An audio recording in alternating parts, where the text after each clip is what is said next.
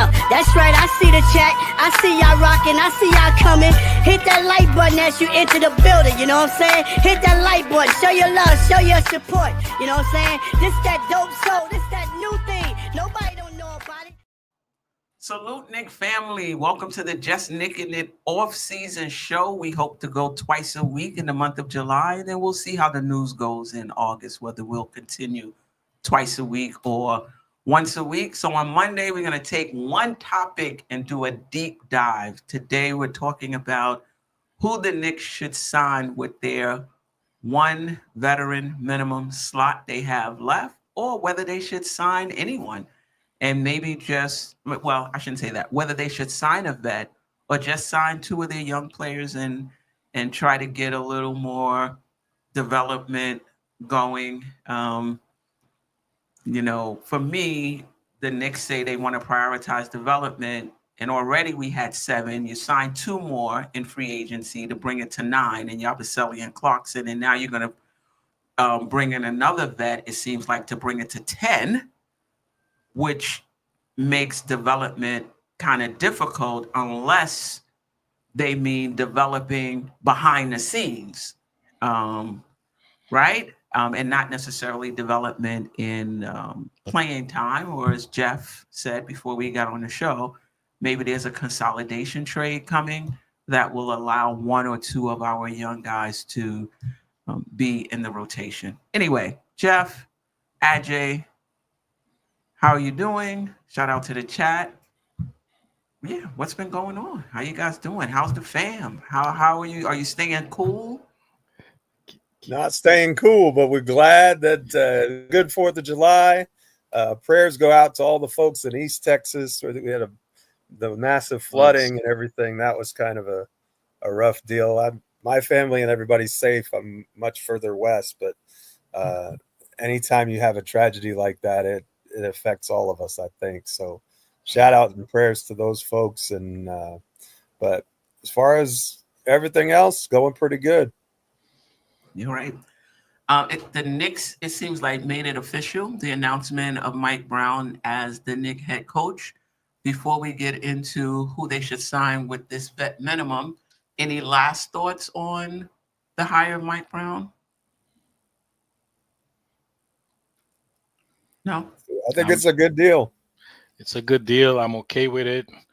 You know, I know I missed the last show, you know, where you guys talked a little bit about Mike Brown and you know, the different stuff he could do. So I have no problem with it. It's just a different vision, I guess, not even a different direction, really going in the same direction. But, you know, you got somebody else at the helm who hopefully will hold players accountable and not do this, give the player the freedom to do whatever the hell they want to do on offense and on defense, and, you know, buddy with them and like actually hold them accountable. So hopefully, you know, Mike Brown can deliver on that. I want to say one thing real quick though, but it's not specifically about the coach, Queen. I hear a lot of people saying, well, championship or bust, you know, which is, it's not just that it's unrealistic, but it's uninformed to say that. Because first of all, we don't even know what the rosters are going to look like. The rosters are actually taking shape right now. Like, how do you this early say it's championship or bust? You don't know what's going to happen, not just with the Knicks, but then with the other teams in the league, right? You don't know what kind of talent consolidation they're going to be doing. So it's kind of weird to say that, oh, if we don't win a championship, it was a mistake, you know, bringing on Mike Brown. I just think that's uninformed. That's just kind of silly, and it's emotional. I should say fans go and jump through that. You know, you know, the best way to make that prediction is those kind of predictions is either at the beginning of training camp or at the beginning of the season, right? And then you may want to revise it after the trade deadline. You know what I'm saying? So what about finals or bust? What getting to the finals, whether you win it or not. That's what I would like to see. And that's not based on the coach either. I'm saying, like, I expect the Knicks to make it to the final, not because of the coach, because of the team, because of the talent on that team. Okay, and because of the roster moves that they actually made move to fill in the blanks, like, beef up on the weaknesses that we had. So I expect this team to be better than it did. Of course, again, that depends on what the other teams do. Okay, you don't know which path you're gonna go. You don't know what team you're gonna play, to get to the finals. So that counts for a lot. But as a fan, yeah, I definitely want to see the Knicks make it to the final, and I definitely want to see the Knicks win the championship. But to expect certain things this early, I think it's a little bit too much. I don't know. I do have an expectation that the Knicks make it to the finals, whether they win it or not. I would like that. It's not expectation. I would like that. Yeah, it's a difference in opinion. You would like it. I expect it. Yeah. The Knicks to make it to the finals, and I hear what you're saying. Obviously, things can change. If SGA and Durant get traded to Boston, then that changes everything. But as of right now, looking at this Knicks roster, looking at what they did last year, looking at, hopefully a little more offensive creativity from Mike Brown, I don't, listen, if Tom Thibodeau was here, the expectation would be that the Knicks would go further, particularly if you added to the bench. Queen, not just that, but also what other teams in the East have done. So the Knicks are clearly in a very, very good position to make the final right now, the way it is right now. Okay, so this, again, things can change, but right at this minute, we have the talent, we have quote unquote continuity in terms of the players, and we have, they brought in somebody who they feel could be more creative on both ends of the floor, and who could probably maximize those guys even more than Tom Thibodeau did. And Tom Thibodeau did a great job getting those guys to getting this team to the Eastern Conference Final. So hopefully we can go there, but let's wait and see what happens with the other teams. Right now, it's basically the Knicks in Cleveland. But then you don't know, right? Orlando might come on in and all of a sudden, because last season Orlando surprised everybody in the beginning of the season, but now they got reinforcements, so they'll just surprise people, right? Well, listen, I'm sure they will. Atlanta got as well. Yeah. Geoff, so is it you have issues with the final championship or bust versus finals or bust? Is there a distinction there? No, the distinction is the expectation against the most, like, the dream, what we would like as fans, right? What we expect as fans, as in like official expectation. So basically, we expect Leon Rose to say that it's final or bust, but we're talking emotionally and we're saying that. But we have to understand that the front office and the basketball minds are probably not saying that, because they're looking at everything else. I think they are saying, look at this. I think that's exactly what they're saying. When you get rid of Thibodeau, I think that's exactly what you're saying. When they let him go, they said, what's the statement, Geoff? They're solely focusing on winning a championship. And they didn't think Tom Thibodeau was the guy. So you're saying that he doesn't have to get it done in 1 year, is what you're saying. That's what I'm saying. In the first year. Okay, that's fair. Okay. That he doesn't have to get it done in the first year. But given the status of the East and who's not going to be playing because of injury next year, Halliburton out for the whole season, Tatum out for the whole season. If there's ever a situation where the Knicks are going to seize the day and take control of a fortuitous situation, now is going to be the time. So I think it's reasonable to, with what we've done in the past and who we have coming back, if we're healthy, I think getting to the finals is a reasonable expectation. If this team loses in the second round, I'm gonna, and there hasn't been any significant injuries in this, with the landscape of the Eastern Conference, at least as we see it now. Like, there could be trades that can change the entire landscape.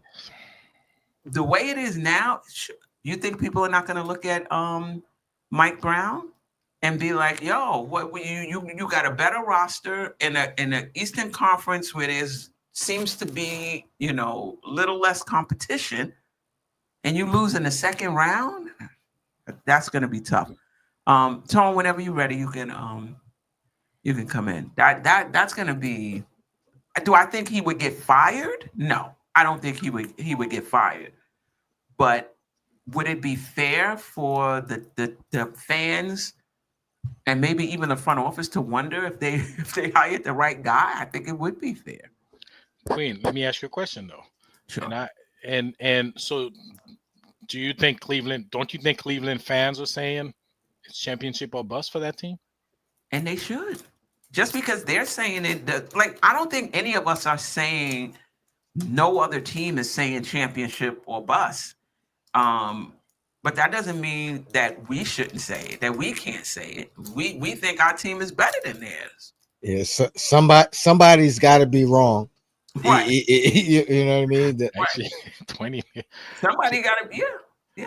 And nobody's talking about Philadelphia. Philadelphia is healthy. It's a strong team. Now, if it's with Embiid and Paul George, you're asking for a lot. But if they're healthy, they're right back in it.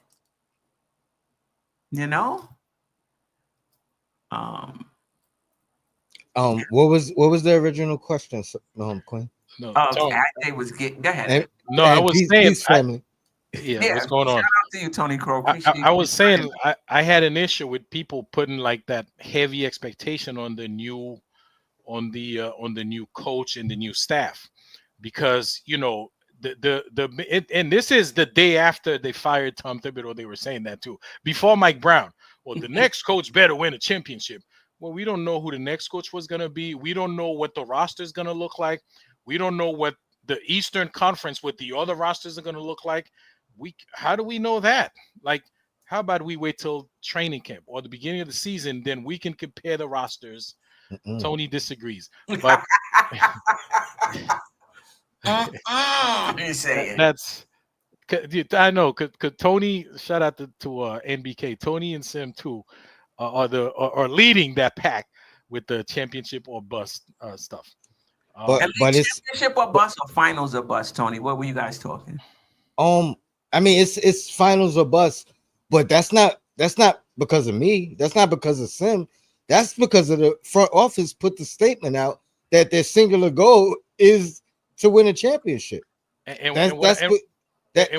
What I'm saying is, it doesn't have to be this year, right? It doesn't have to be this season. But again, what I'm saying is this, and this goes down to the show that I've been putting off for so long. When they put that statement out, the hot seat was already burning before Mike Brown, before whoever the next coach was going to be. They made that seat on fire before they even had somebody sitting in it. They didn't have to word it that way. But by putting out that statement. Yeah. So it's not the fan base. You know what I mean? It's them, because they put that statement out. It's not about firing Tibbs, because I can admit Tibbs, even though I'm a Tibbs supporter, I know he had flaws. But guess what? They knew he had flaws. They knew what his flaws were. And the way they put that statement out was like Tibbs underachieved. Like Tibbs wasn't able to get it done, which means that somebody in his place, whoever they decide that to be, they got to get it done. Let me ask you. So do you? But I'll say finals, not championship. Okay. Because he has to have some room for growth. You know what I mean? All right. Because if he wins it his first year, then what? He got to win it every year. You know what I mean? So it's always got to be room for growth. Okay. But they gave him very limited room for growth. I mean, that's fair, but it doesn't have to be this season though. Like, you understand that, he makes it to the final this season, or because if he doesn't win a chip or doesn't make it to the final, do you fire him? No, right? So you go to the next one, right? So I don't think you fire him, but you question whether or not you made the right decision if you losing in the second round and then extenuating circumstances. I agree 100%. 100%. But that's to no fault of Mike Brown's. That's through no fault of his own. You know what I mean? It's because of the way the statement was worded. The expectation comes with the job. Point blank, period. Well, this wasn't a question. We'll put it out to the chat. Is it fair? I think we talked about this on the last show. Is it fair that it's finals or bust or championship or bust for Mike Brown before he even holds one practice? Geoff? I think it's fair. I just judging by the talent that's on the roster, where they were last year. Like, it's not like it would be one thing if you're saying that and he's got a team full of rookies and, you know, or like a roster like the San Antonio Spurs, who has lots of talent on it, but it's going to take it several years to develop. This is a team of win now players with a rotation that goes at least 9 deep, not even counting the second year class, which could be good. We don't know yet. And you're probably bringing in another solid veteran to add to that rotation. And you're telling me the expectation would be less than what you had last year? Then why are we getting rid of the coach to begin with? Like, let's be honest. We get rid of the coach because we expect more. We expect that even with last year's roster, we didn't get enough out of them. Now we have better players on the roster, and we think that taking a step backwards would be okay.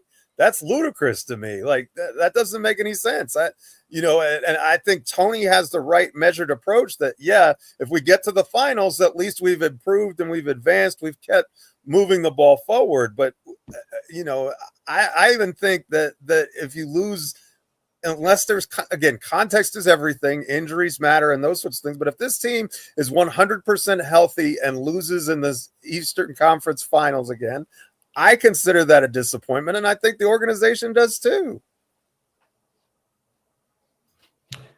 Yeah, so this is another thing that has come up along the lines of, I hear this a lot as well, in terms of winning the championship. They gave Tibbs so many years to do it, and you'll hear people say Tibbs had 5 years to do it. And I guess I'm just interested in where people are starting the clock on winning a championship, on winning a championship. Because to me, you're not going to tell me that when we had Elfrid Payton and Quickly and RJ Barrett, that there was an expectation that the Knicks went to the final, or that was a finals worthy roster, put it that way. Now, I say it was last year, but even if you want to argue it was 2 years ago when we had Randall and Devo, if you want to argue that was a finals worthy roster and that was the first year, fine. But even with that, there's got to be context of the injuries, right? There was injuries. But you could, I think, fairly say that was a year one, just because if they were healthy, that the finals, I think, would have been the Eastern Conference Finals would have been an expectation with a healthy squad. So I you can argue it either way, but I think it's fair. If for those who are saying that was year one, I think that's fair. Right. Those who are saying last year was year one, I also think that's fair. Correct. So either way, I think you have a legitimate case that you can make. But it's not 5 years. No, it's either he had 1 or 2 years with a championship worthy roster, right? And I don't think I'm with you, Tone and Geoff, in the sense that if he doesn't win a championship next year, but we get to the finals, we went further, provided we stay healthy, right? If we lose in the first or second round, it happens. It happens. It happened to Cleveland, right? It happens. I'm not saying he should get fired, but I'm just saying if the seat can get any hotter, I don't know if the seat can get any hotter if we lose in the first or second round next year. But we shall see. The other thing in terms of injuries that we don't talk about enough is Cleveland with Garland, who's going to be out. I don't know if it's the entire season, but he's going to be out for multiple months to start the season. Oh, I didn't know that. Is he? I thought he was going to be back for training camp. Did they say that? I was under the impression he was going to miss a lot of time, and then I think it was somebody in the chat said that they expect him back pretty close to the start of the regular season. But okay. Here it says he was expected to be sidelined for 4 to 5 months. Well, and it should impact the start of the 20. Okay, so even if it's just the start, he should be back for the middle to the end. So they'll have enough time to rebound. All right. Let's get into today's topic. So we're going to take one topic. We're going to do a deep dive. Before we get into the particulars, just your thoughts on whether or not you think the Knicks should sign another vet. Should they just sign 2 rookies and leave? If there is a potential for a 10th player to play, let it be one of the second-year players. So they, you feel like they shouldn't sign a vet at all, or do you feel like, the Knicks are going for it, and you can't have enough veteran players with NBA experience? So before we get into the particulars, just your thoughts on whether or not the Knicks should go after a vet. Geoff, Ajay, Tony? Absolutely, we should. At this point, you're talking about cobbling together the most talented, deepest, whole free roster that you can come up with. And you search under every stone. You find out every player who, maybe is chasing a ring or whatever the case may be. You do everything you can to maximize the talent that's on the roster, and you don't think twice about it. And I know it's just a veteran minimum salary, but you determine what player you feel can best enhance the roster as it's currently constructed, or with whatever trades you have in mind, which is another possibility, but someone who's going to bolster that bench and add to your mix, because look, you have that many slots on the bench for a reason. You don't, that was one of the frustrating things about PJ Tucker to me. It's like, this is a guy who not playing unless it's garbage time, right? So, if you can have a veteran on your bench you can plug in a legit situation and expect some production, I think that makes a world of difference. Okay. Ajay, your thoughts on that? Well, I agree with Geoff. I mean, it's, you want to develop, but then at what cost, right? Because you also, it's tough to figure out. It's a tough balance, right? Like, nobody could do like OKC and bring everybody up at the same time, right? At this point, you can't be spending time developing those young guys while Karl Anthony Towns and Jalen Brunson and Josh Hart and all those guys they're getting older, right? They're getting mid to towards on the other side of the other side of the hump of their prime. So you really got to maximize this moment as much as possible. Now, again, this is why the coaches get paid a lot of money. They got to figure out how to mix and match with the young players and bring them on. You got to figure it out. It's tough. It's going to be very tough. But if they can't find another vet that would be useful, that would be helpful, that's going to make a difference, I would say sign him. Don't just sign a vet just to be a vet sitting there. I don't know. I guess, a lot of people are into this hiring vets for locker room leadership. I don't care for that. Maybe it's a good thing. Maybe it's not. I don't care for that. I'd rather somebody that could help on the court, that could play. So if you're going to hire a vet to just sit on the bench and, be like an uncle inside the locker room, I would say just stay away from that and let the young kids play. Try to develop them that way. Okay. Tony? I agree with both Geoff and Ajay. I don't want a guy. I don't want PJ Tucker this year. Shout out to the comment you put up. Apparently PJ was needed this year because of whatever was going on that we don't know about. But I want a vet that has productivity in the tank. I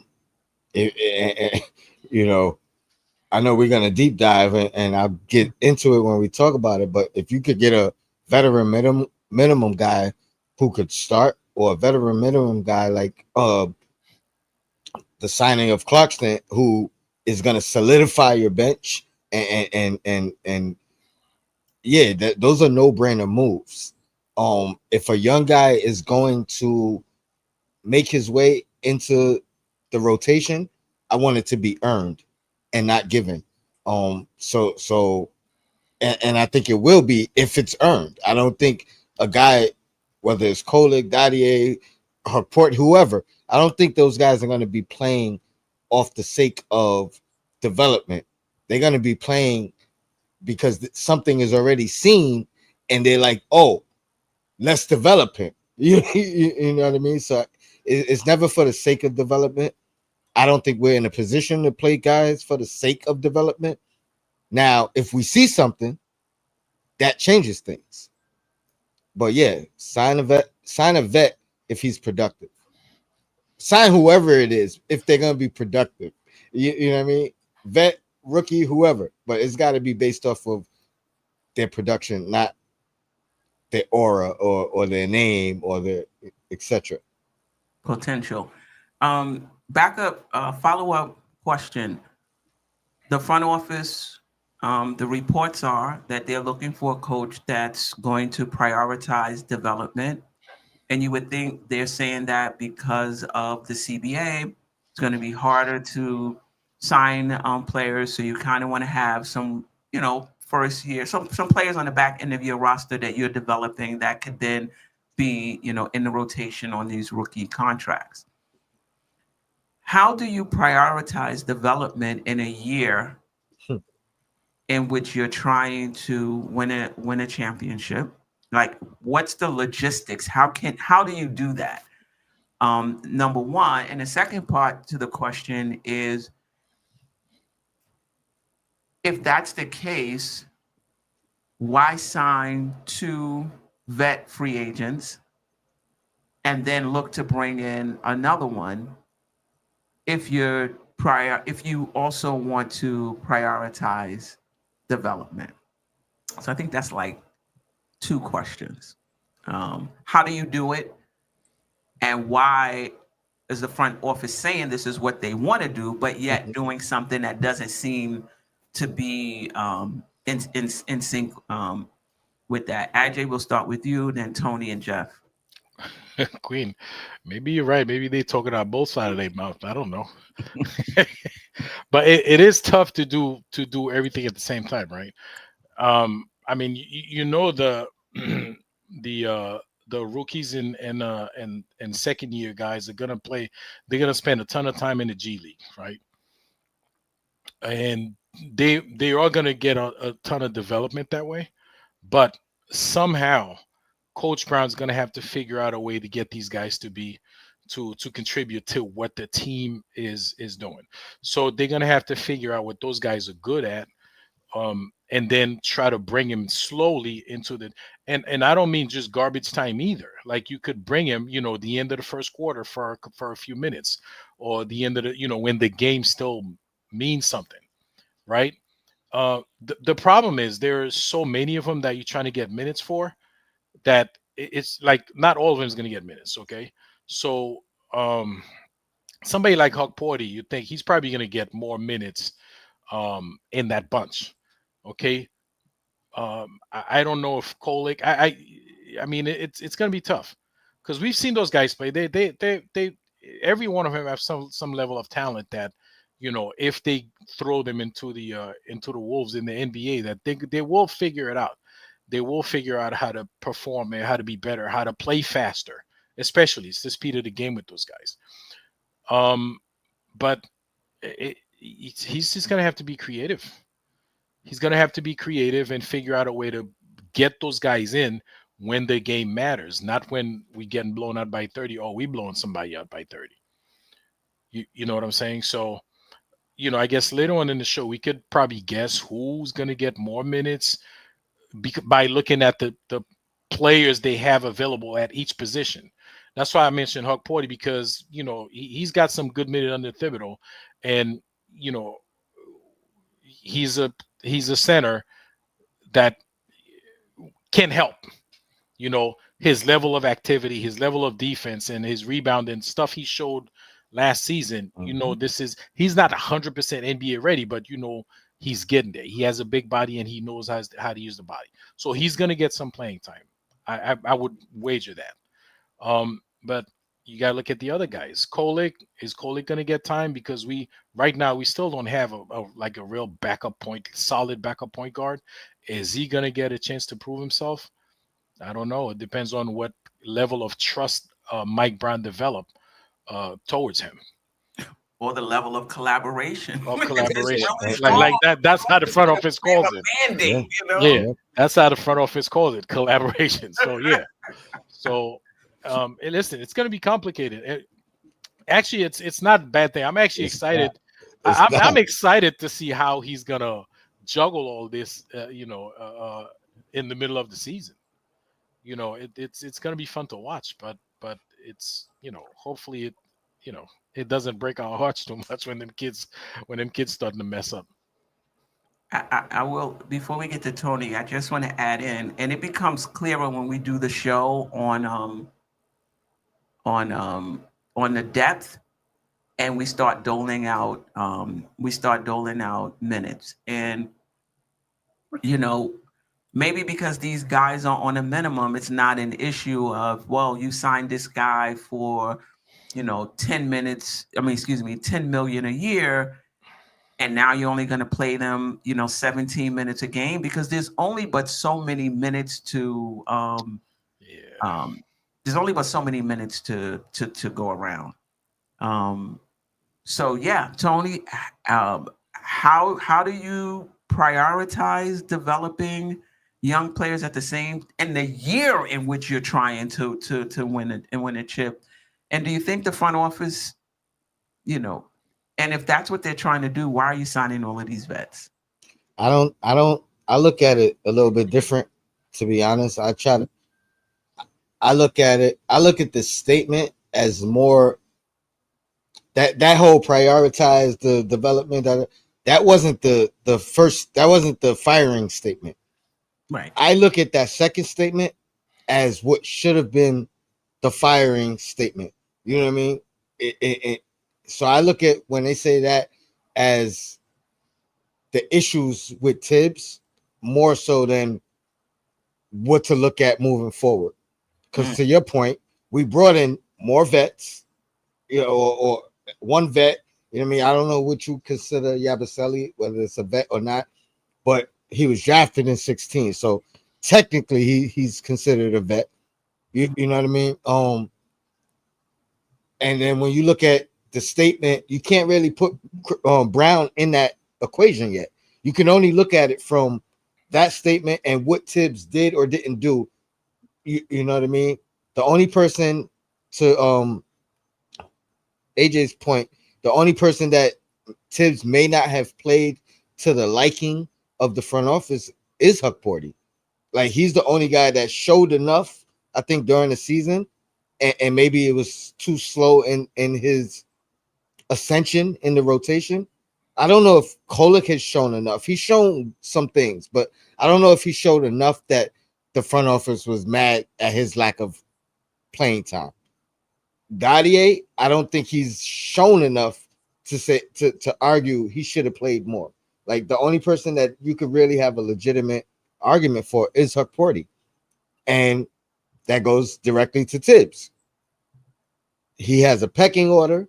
You know what I mean? He had to leapfrog Jericho Sims. I think Jericho Sims became expendable, but it was a slow process. Part of that was because Tibbs, it takes long for you to get in that circle. You know what I mean? And then he's going to give you every opportunity before you get kicked out of it. Huckporty definitely earned his spot into the rotation, but then he got hurt. So that's not even on Tibbs. You know what I mean? Like, I don't know if these young guys play unless they show something that makes them leapfrog someone else. They haven't done that in years past. You know what I mean? Like, I don't think there's an argument that somebody should have played more because of what you saw from their production. And we're not in a position to play somebody more right now to develop. Not when you, to your point, Queen, not when you're bringing in 2 more guys. So I think that statement wasn't about the future. I think it was about why they let Tibbs go. Right. Okay. So not necessarily a mandate for Mike Brown. Okay. Geoff, your thoughts on the matter? Well, my thoughts on the matter are this. I don't equate development of young players with playing time. Like, you can develop young players without putting them on the court for 25 minutes a game. Like, there are lots of ways to develop players. I mean, in other words, having good practices where they understand their role in the system, and so that if they do have to get plugged in case of emergency, that they're ready, and getting them ready for that instance is fine. I don't think, even with Mike Brown, I don't think you're going to see any of those 4 guys we drafted last year get significant playing time unless there's an injury. Can I ask how do you think that correlates to Tibbs and what he did? Well, because I think he developed. You can make the argument that Tibbs did a good job developing players. And look at Isaiah Hartenstein. Like, I thought he did a good job with him. Just for an example, I think a lot of players had the best years of their career under Thibodeau. I thought Julius Randle improved under Tom Thibodeau, to be honest with you. So I think that there are a lot of players who you can argue had their best career seasons under Tom. And so if, you know, those who dislike Tom will credit that to the player, and those who like Tom will credit it to the coach. I'm not here to argue that, but I'm saying is what, you know, I think Tom developed players in a way that was sensible. I mean, you know, if you, I don't think the front office agrees. That's what I'm asking. What do you think the front office was thinking in that statement? Because I agree with you. I think Tibbs did develop guys. Well, pardon me, Queen. I'm not trying to hijack. No. So I guess I'm not sure. I can't speak to what the front office is thinking, because that would be just speculation. But I guess what I'll say is this: if you're Mike Brown and your seat is hotter than July when you walk in the door, are you going to tie your future employment to Tyler Kolek and Ariel Hukporty, or are you going to rely on Jordan Clarkson and Yabusele and the more proven guys on your roster? I don't know about you, but if those kids are really going to have to show something and prove before I'm making that decision to just throw them into the mix on a regular basis, and maybe they will, you know.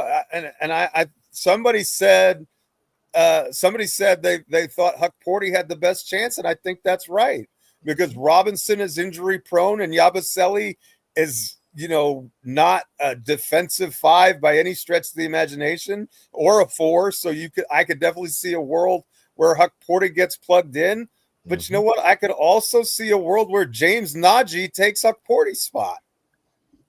And that's just because I think Nagy might be really good. Not that I have anything against Hukporty per se, but you know, we don't know. That's the point. These players are unproven, and if you're going to give a coach a mandate to win now, you can't at the same time say you got to win now and you got to give with these guys amount of minutes like that. Those are incompatible, non-comprehensible things.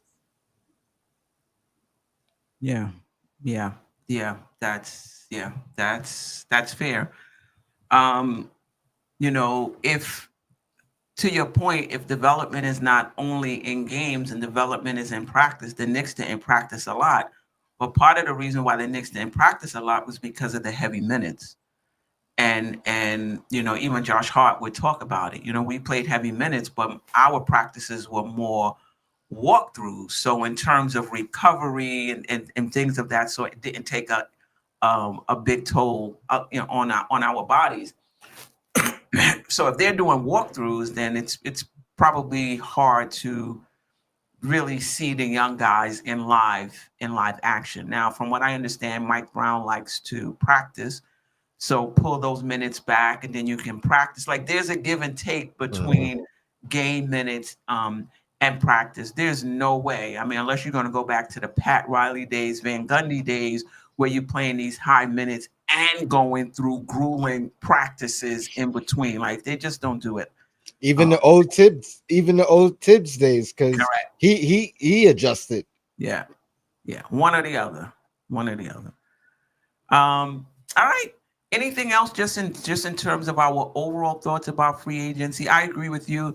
If you're a head coach and you're coming in feet to the fire to at least get to where you at least get back to the Eastern Conference Finals, if not further, you're not tying your your success to to young players. And it seems that the front office in bringing in these vets seem to be aligned with that. And so, Tony, to your point, maybe that statement wasn't a mandate for Mike Brown. Maybe it was just more about why we, let go of Tibbs. We didn't see the development behind the scenes. It doesn't even have anything to do with playing time in the game. Behind the scenes, we didn't see the development. All right. And development might not even for Tibbs and the front office. Development might not have been Kola, Dadier, Huckport. It might have been Precious. It might have been. Hey, you know what I mean? He's been here. He's been with you. We brought him back. You know what I mean? Like, where was Precious's influence or impact? You know what I mean? Like, you didn't use him. So it may not have been the young guys in development per se. I think Precious could have been utilized a little bit more under Tibbs. I expected it with the familiarity with how much of a role he had in the previous year. Speculative, but maybe Tibbs had a hand in him coming back. So I think, and then it's like, oh, you told us to use that money on him, and you didn't utilize him. So I don't think development necessarily means rookies either, 2-year players either. I think young guys can still be developed. Yeah. I'm just answering somebody as we they were asked. Okay, anyway. So let's just get into, so I think we're all in agreement. I agree with you all. Hold on, I agree with you all that the Knicks should sign somebody to the vet minimum. In that last spot, you can't have enough veterans, even if you decide that you're going to play somebody ahead of them. Injury insurance, it's a long season, through the course of a season, you're going to need everybody, basically. So I'm with you on that. All right. Paris Duggar, appreciate the super chat. Funny how a team we can't name their bench and won the championship playing 11 guys, developed no-name guys, but we condemn our young guys, our young also. Tibbs is gone. Okay, I hear you. All right, so let's get into, who we would play, who you would want to sign for the minimum. So these are players that I've seen that the Knicks may have reached out for, others that may be pending a buyout, that it might be interesting for the Knicks to take a look at. When I was making my list, I noticed that they were all guards. So I guess maybe that's me just feeling like the Knicks need a backup guard. So yeah, before we even get into this, one more general question. What position or role do you want to see the Knicks sign? Do you want to see them sign somebody that could potentially start and move Josh Hart to the bench? Probably not easy to find, right, in this market. A backup point guard, a wing scorer, a defender, another center, because Mitch may get injured and Towns is in foul trouble. What are you looking for the Knicks? Tony, Geoff, and then Ajay? To me, it's somebody who checks the most boxes, and I think fit has to be one of the boxes. Okay. So fit in what respect? Like in terms of style of play, in terms of need. Well, I can't say style of play because we got a new coach now. So style of play, I would be just guessing, or I would be talking about what I want as a style of play. So I'll say need first. Okay. So when I say need, I'm talking about we need ball handling, right? We need a little bit more defense. We need a little bit more facilitating. We need a little bit more size. It's probably more things, but those are the things that stand out to me the most. If you're talking about position, the guard position is probably going to check most of the boxes that we need, right? When you talk about facilitating, ball handling, those are huge. That's probably coming from a guard position. I don't know how much defense we're going to get from the guard position. So I'm gonna just say whoever checks the most boxes, whatever the Knicks, they might have 10 boxes, but whoever checks the most, that would be who I go after. You know what I mean? And then if you check 6 out of 10 boxes, I'm gonna probably go with you rather than if you check 5 out of 5. You know what I mean? So whoever checks the most boxes. But those are the things we need for me: size, more defense, shooting, ball handling, facilitating. So that's a long list. Now you got to keep in mind when it is. I'm not expecting to get them all though. Oh, okay. So whoever checks the most out of what we need. Okay. Geoff? I think the answer to the question will reveal of who we get will reveal what they think of those bench players. Like if we get another guard or a point guard, I think that shows a lack of conviction in Kolick and more of a conviction in Hukporti and Naji. And if we go with a big, let's say, that shows more of a conviction in Kolick and less of a conviction with our bigs. So I think you can go in either direction. There's some interesting names out there. I don't know if they'd want to come to New York. I don't know if we have enough role and minutes for these guys because, I think Clarkson's going to play. Clarkson's not a lead guard.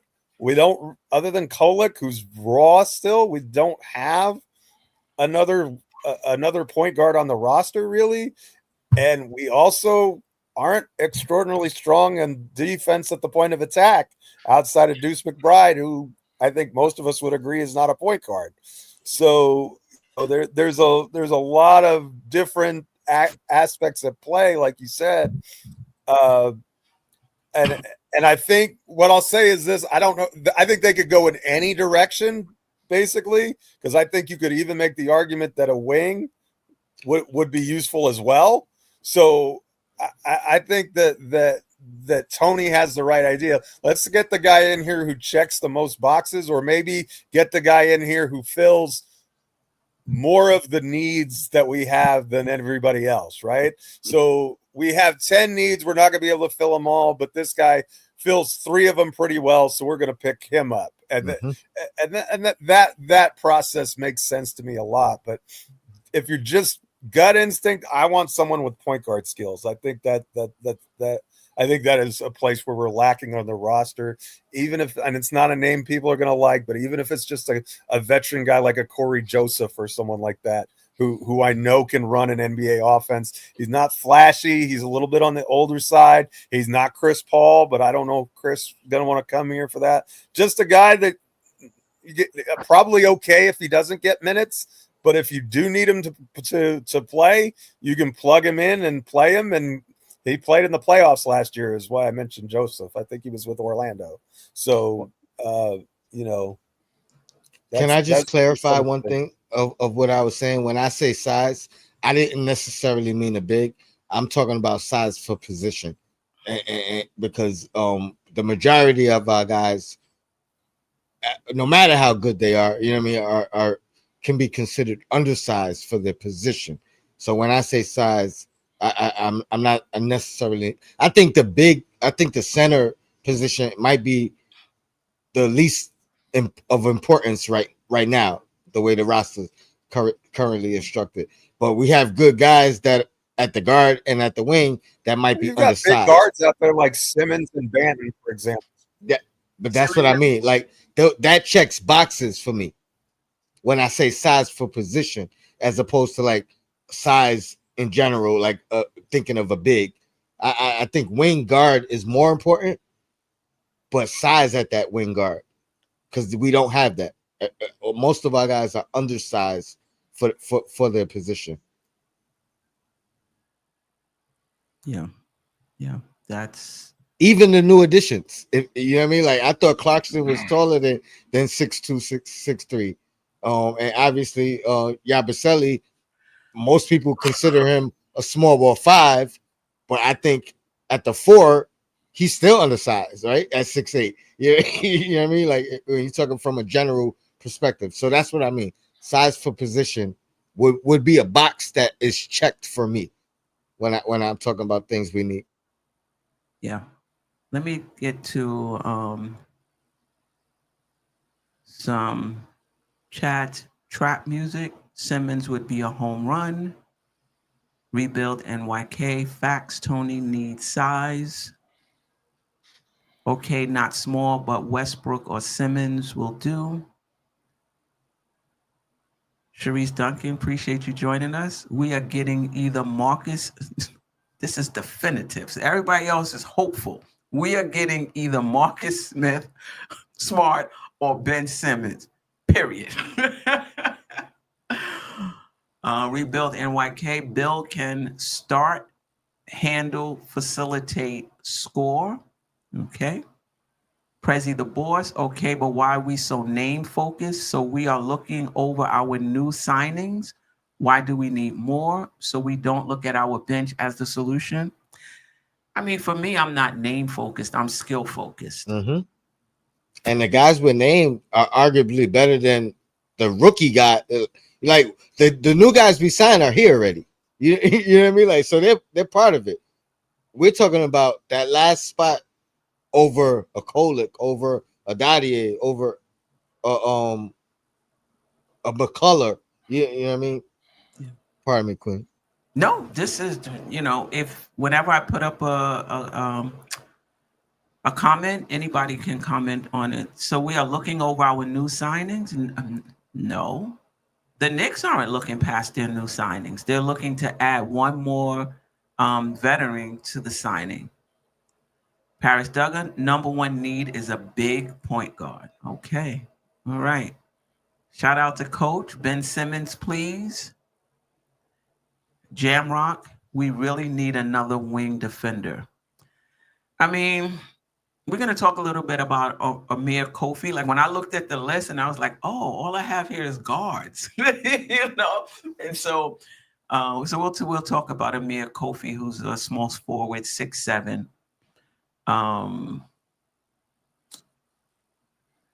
David Smith, Bradley Beal, still very much in play. Rebuild NYK, vets are cheap and good now. And Trap Music said he would leave a spot open. Okay. All right. So let's get into it.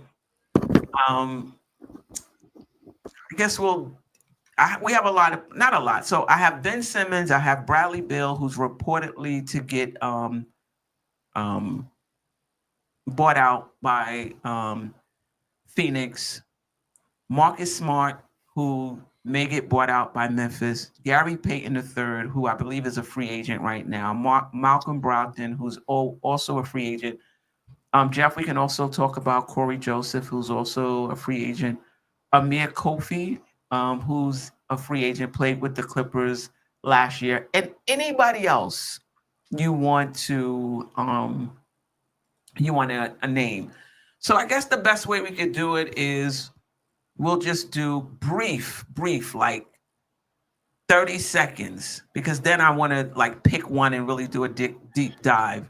Let's start with Ben Simmons, pros and cons, 1 minute each. Geoff.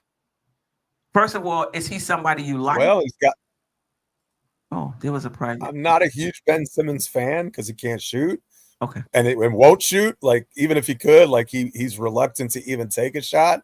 And I think that makes him easy to defend. But I don't know what kind of defender he is since his back injuries, but early career Ben Simmons was an excellent defender and a fantastic playmaker. And so if he still has those two tools in his bag, sign me up, because you're not going to get a perfect player for the vet minimum. They're all going to have flaws, but he would really have to. I haven't watched enough tape of him to know, but if he still can play defense and he still can play make like he used to, and that playmaking part I'm not as worried about as the defense. But if he can guard and he can distribute, then I think he's worth a flyer. Okay. Any negatives? The shooting. Oh, he named him. Oh, he did. Okay. He missed. Just to add, you just missed the free throw shooting, because I forgot about it when I was talking about it earlier. And knowing how detrimental Mitchell Robinson was, in a sense, with the free throw shooting, that just becomes another target for guys to, foul him, get him off the court, and then if he's not on the court, he's not helpful, right? So that free throw shooting that might even be more detrimental to me than shooting in general. Right. He did shoot 72.7% last season, but only 0.6 free throw attempts. So the only time he'll be getting to the line is if they intentionally foul him. So last year he played 51 games. He started 24 of them, played 22 minutes, basically 5 points, 5 rebounds, 6 assists in 24 minutes. Shooting splits 5-20. 0, didn't take 3-pointers, and again 72, like I said, 73% from the free throw line, but got there less than one time a game. Tony Crow, if he can maintain 76% from the free throw line, I'm that lessens my concern. We did the show earlier on my channel. I was going back and forth. I was flip-flopping between him, Beal, or whatever. 76% is respectful. 72.7, so about 73%. I mean, that's still respectable for a guy that's considered a liability. You know what I mean? So maybe you're not going to foul on purpose a guy who who makes exactly. That's right. My point. That's my point. I thought he was up there in the Mitchell Robinson range. I think there were years when he was. Yeah, I know. That's what I thought. It was still like that. Right. So if he can maintain 73. That lessens my blow of me flip-flopping back and forth, because you know what I mean. It was between him and Beal for me. So I'll talk about Beal, and I mean I think we all know the positives. I'll talk about his negatives, which make me questionable. Is Wait, we're still on Simmons. Oh, we doing one guy at a time. Yeah. I mean, so just to add, my concern would have been the free throws. If he can maintain 70-something%, to Jeff's point, I don't think he's a target for fouling intentionally, which kind of leans me back towards Ben Simmons as the option, because he checks more boxes. He's positional size, facilitating, defense. I think with the offensive surrounded around him, we don't need him to be an offensive threat. We just need him to somehow not turn down shots. So now that's my only concern. You know what I mean? He has to be willing to shoot or be a vertical threat, because I think he's tall enough to be a lob threat. And if he's not scared to attack the basket and get put to the line, he becomes a value. He certainly can throw a lob pass. We know that. That's not something most people on our team can do. Yeah. That too. But at 6'10", I think to neutralize him being a non-factor offensively, similar to Mitchell Robinson, you know what I mean? Like, you got to utilize him as a lob threat. And I think he's capable at his size, which now we got to find the other guy on the court that's going to make him a lob threat. Right. Because he's just as valuable as the passer, like you said, and maybe not as the finisher. So who's giving him those lobs? But maybe Cat, maybe Brunson, you know what I mean? Right. I want to stay with you, Tom, because I know you have to go. I'll just add this real quick about Ben. You can also play him at 3 or 4. Yeah. I know he could defend different positions, but even like you could play him at, offensive weapon. I don't know about the 3. I mean, you can play him there. I wouldn't expect any shooting, but you can also play him at the 4. You could well, if you're doing like a positionless lineup, then yes, right? It don't matter where he is. You're just utilizing his skill set with the people around him. So to your point, it can be the 3. It may not be the 3, but it's the, you know what I mean? Like it's the 3 depending on who he's on the floor with. Right. I know you have to go. So out of the players that we're going to talk about in your absence, Ben Simmons, Bradley Beal, Marcus Smart, if he's bought out, Gary Payton II, Malcolm Brogdon, Amir Coffey, who's a small forward, or anyone else that you may have that is a free agent, who do you want the Knicks to sign? I'm torn right now between Ben Simmons and Bradley Beal. I know a lot of people say, "Oh, it's the name, it's the name, it's the name," but you don't get a name unless you produce.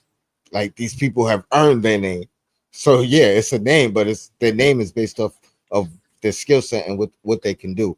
I'm intrigued with both of them. I think I'm back towards the Ben Simmons thing because of 73% free throw shooting. I can live with that, and to Jeff's point, I don't think he becomes a target if he's maintaining that percentage. Now, if he dips back down, like you said, Queen, to where he's been in the past, to the 50 range or whatever, that becomes a detriment. But I think Ben Simmons checks the most boxes as far as need. And then the things that he does do well is more than well. It's elite. My second person would be Bradley Beal because he's also elite in areas. He's undersized in a sense, but not. I think it's manageable. I don't think he's ever been like a horrible defender. That's just not his strength. My only question with Beal is he starting? If he's starting, does that mean it's him, Brunson, Mikal, OG, Cat? Because now the defense is almost non-existent. There's more pressure on Mikal and OG to kind of man that. But now they go to the coach. Maybe you utilize the zone, which Tibbs didn't do. Those are the 2 guys for me. I'm torn between them. I'm not mad with either one of them. I think they both could help. But I would probably put Ben Simmons number 1 because he checks more boxes. All right. Appreciate you stopping by. I know you gotta run. Thank you. Appreciate you. Shout out to the chat, the panel, Ajay, Jeff, Queen. Appreciate you. I'll see y'all. All right, Tony. Thursday. I'll try to make it. That would be great. That would be great. Peace. All right. Do you want to add anything because we can just piggyback if somebody else has pretty much said it all. Anything you want to add on Ben? I didn't say anything about him yet. No, that's what I mean. This is your time to shine. Yeah, so Hollywood. I would be okay with Ben Simmons, but he wouldn't be my first choice, right? So because Ben Simmons, because we know what like we've seen him play pretty good for a number of years, right? He was a number 1 draft pick for a reason because there is some sort of talent there, right? But for some reason, like it needs to be unlocked.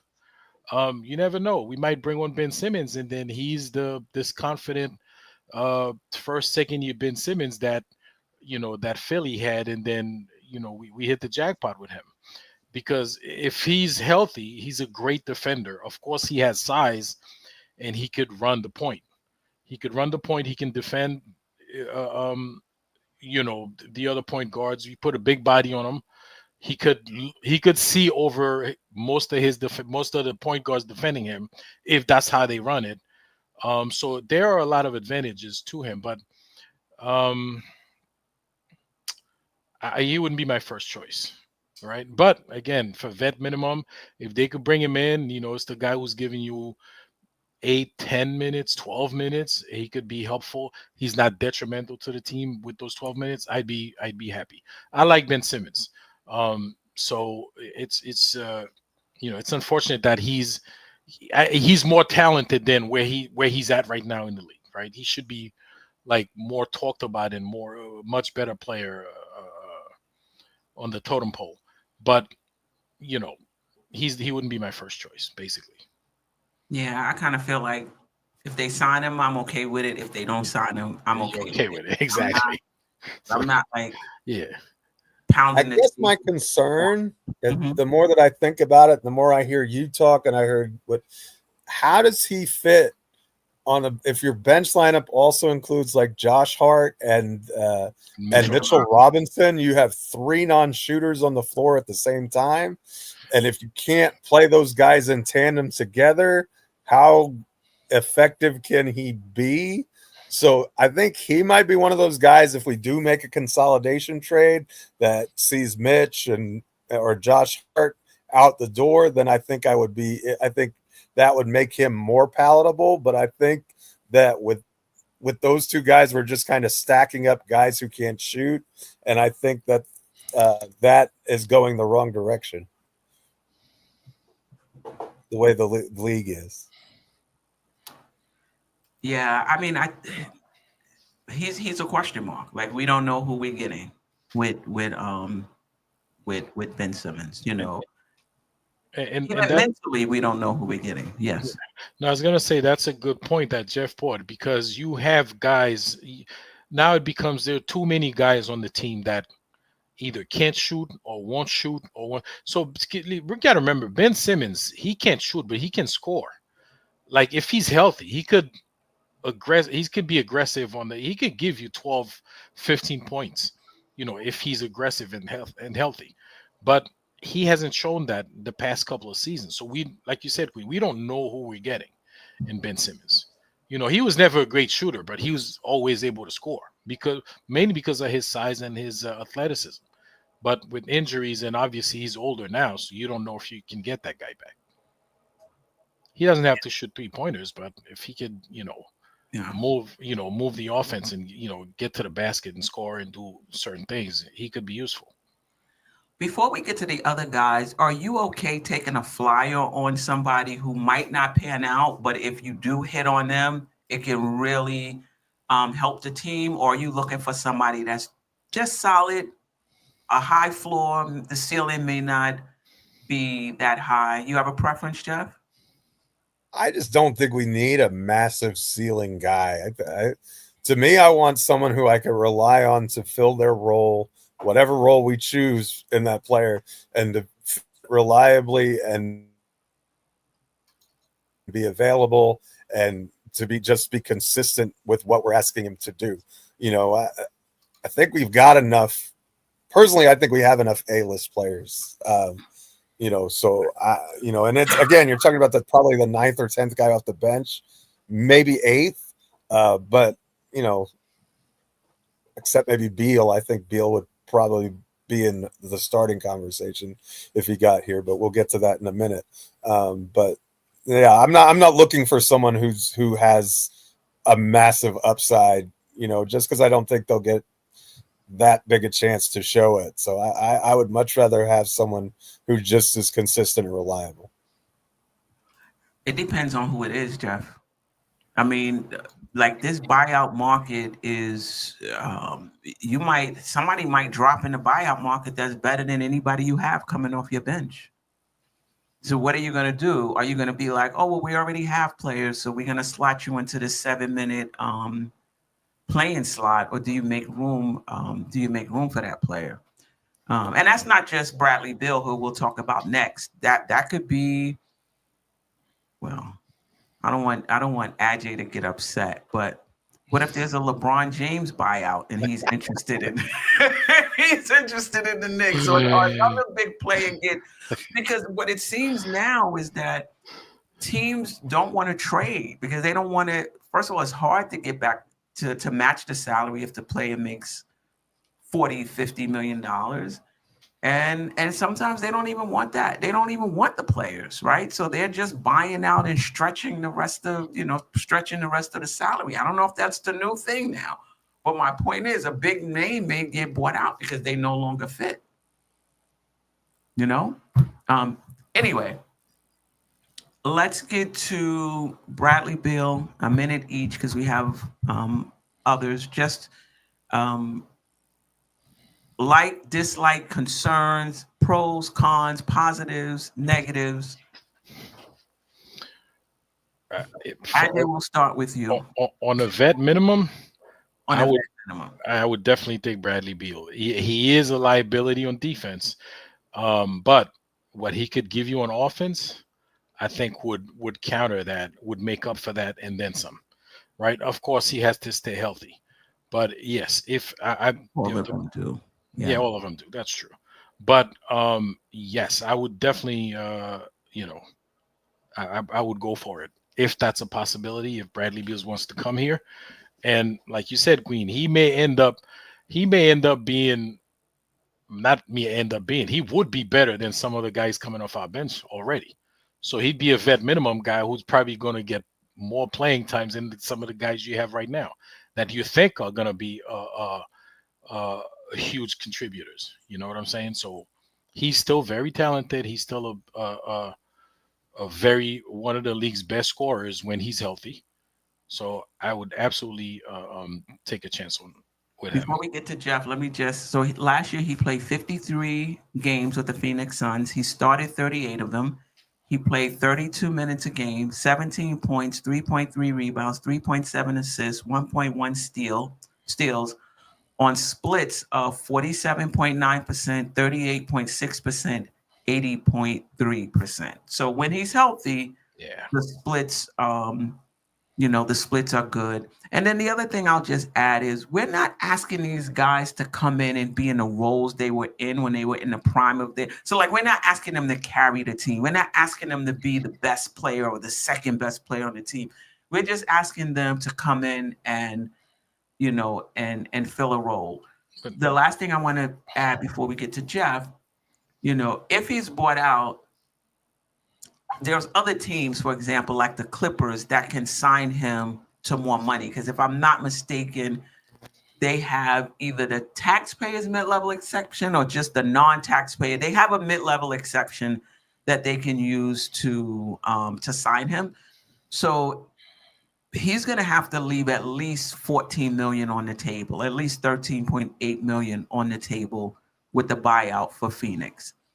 If he's looking to make up as much of that as possible, the Knicks don't have a chance because the Clippers can offer him more money and a bigger, and maybe even a bigger role, or a defined role. The only thing the Knicks have is the minimum, and maybe they can sell him on, we're in the Eastern Conference. You'll have a better chance to win.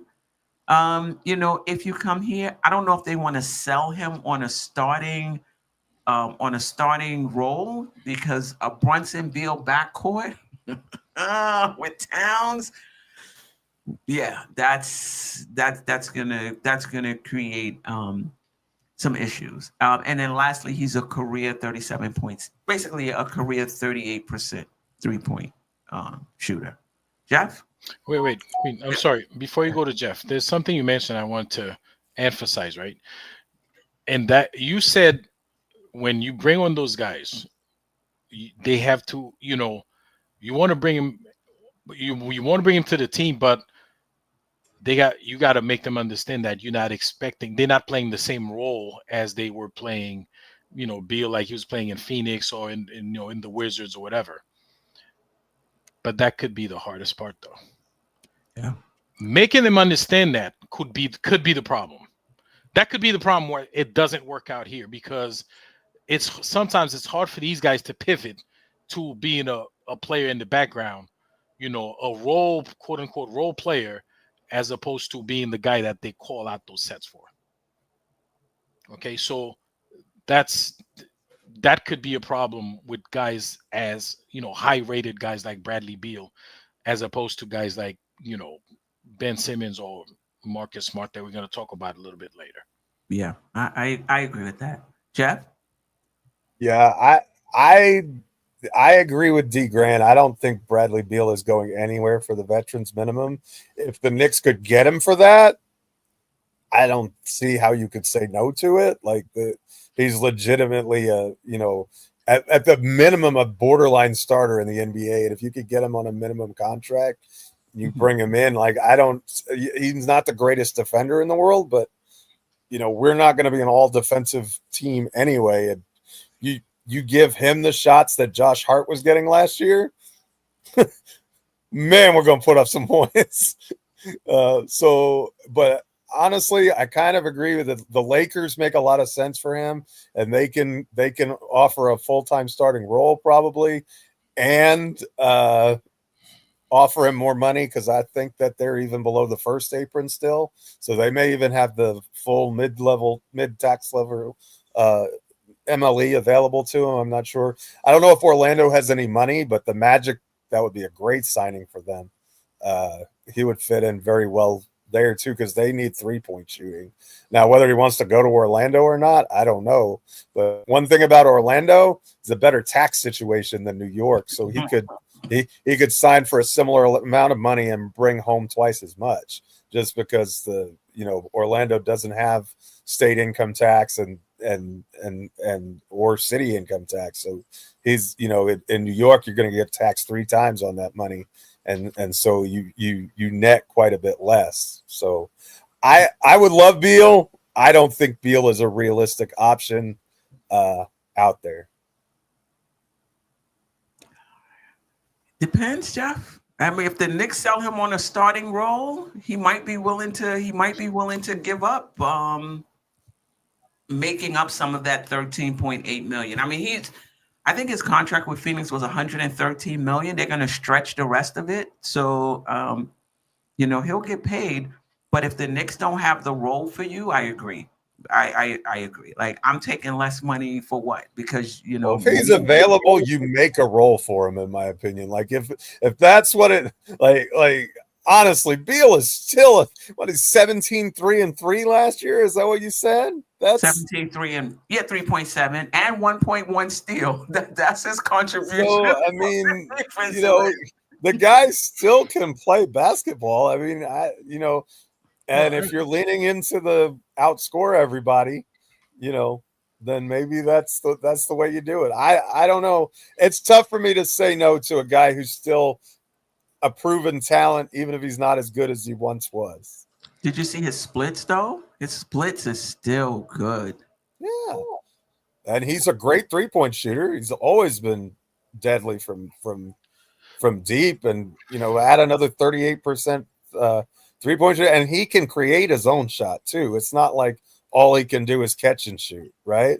And so, I mean, he's better than Clarkson. I don't think anyone would argue with that. And we're talking about Clarkson as a 6th man. So, like, how much if Clarkson is our 6th man, then Beal is what, 4th? Yeah. The other thing I think is underrated is his ability to run an NBA offense. Now, I'm not going to say he's Chris Paul, but remember those years when Wall was hurt. When John Wall was hurt, he played the point. Now, did he play it at his best, effective? Probably not. But let me ask you this. Would you be okay with, do you feel there's enough ball handling in that second unit? Let's just say Bill came off the bench. Do you think there would be enough ball handling in that set? Or if he started and played with the second unit between Bill and Clarkson to run the offense, or do you think that would be a disaster and we really need a facilitating point guard? I think that they could. I would be concerned about the defense of a Beal Clarkson pairing, but I think there would be enough. I think they're both secondary playmakers. I'm not sure either one of them is on the level of Malcolm Brogdon in that regard, but I don't know that they have to be. And if you have multiple guys who are out there, and let's say you have Deuce out there too. I know that's really small, but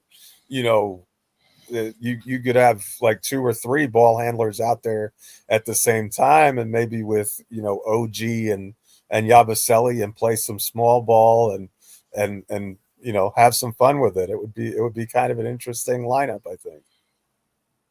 Yeah. Yeah. At Kelly Fox. Beal's not the answer, but he's an answer. He could be one of them. We're not bringing him in here to be a savior, guys. The core of our team is Towns, Brunson, Anunoby, and Bridges. Like, this is whoever we bring in is not.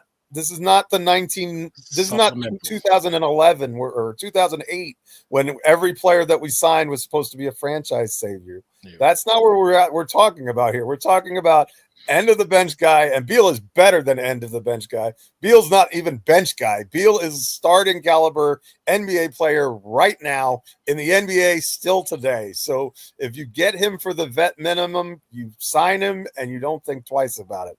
Because the other thing is, if he doesn't work out, he's not making the onerous $50 million contract where he's untradeable. He's making a vet min. If you wanted to deal him, you could just get rid of him easily. So, go ahead. I was going to ask the question, actually, to you, both of you. If we get Beal, you say he's a starter, and he is. Who are you sitting? Who are you putting on the bench? Josh Hart. Okay, but I mean, I guess they both 6'4", so I guess size doesn't matter. I think Josh Hart should go to the bench whether we get Bradley Beal or not, though. Like, so. I agree with that. I would rather start so much better coming off the bench. And I may not be in the minority there, but I think Hart shouldn't start regardless. That doesn't mean he shouldn't play 25, 30 minutes. But actually, I didn't even think. I wasn't even thinking Josh Hart was going to be a starter. I was thinking Mitch, and Cat at the as the starters. But okay, I guess we going off of what we did last season. Yeah, the thing about Beal is you have a bona fide shooter who, listen, say what you want about Bridges, say what you want to say about OG. That, if you look at their final 3-point percentage, it's respectable. But from game to game, it's an adventure from game to game. And that's not the case with Bradley Beal. Like, this guy is a bona fide shooter that that defenses are gonna have to pay attention to. Now, will the Knicks just turn around and give up points on the other end? I mean, that's the issue. That's if you're gonna lean into 5 out and scoring the ball, I mean, he has gravity on his own, right? There's shooters and then there's offensive players with gravity. Bradley Beal teams are not. There's no way a team is leaving Bradley Beal wide open if in any sensible defensive rotation. It might happen by accident, but never on purpose are you leaving Bradley Beal open because he's going to destroy you. Not only that, he's already a good 3-point shooter. How many open shots is he going to get with the attention that's going to be paid to Brunson and Towns? Yeah.